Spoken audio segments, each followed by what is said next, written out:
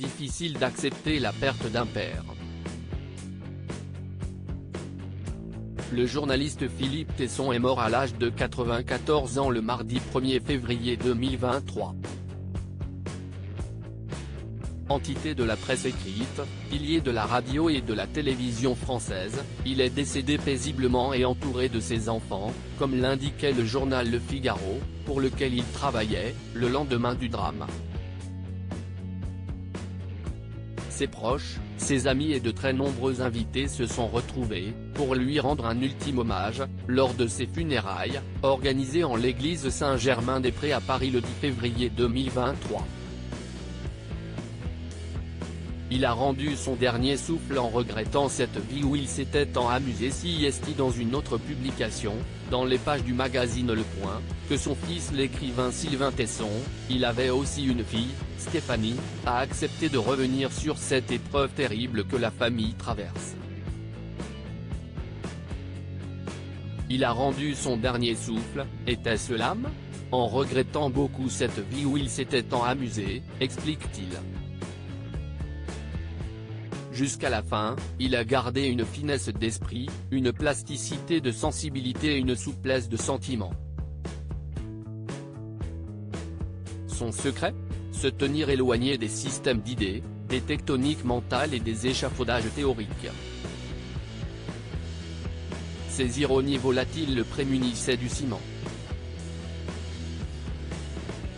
On disait de lui qu'il était léger parce qu'on ne trouve pas d'autre terme pour qualifier la diététique de la liberté. Il ne s'intéressait pas à la métaphysique.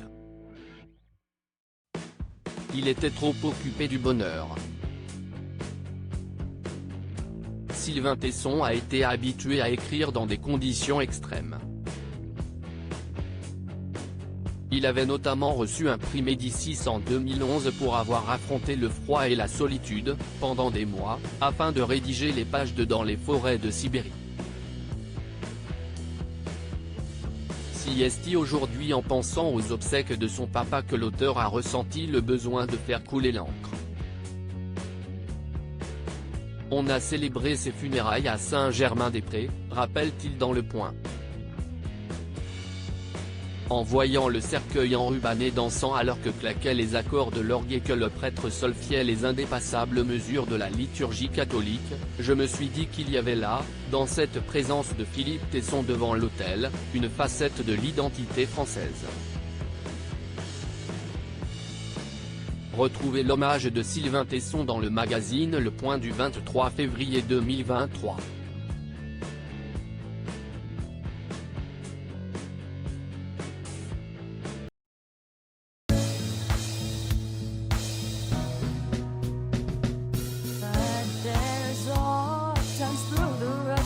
I think you can let me know. Sit down, sit back, let me help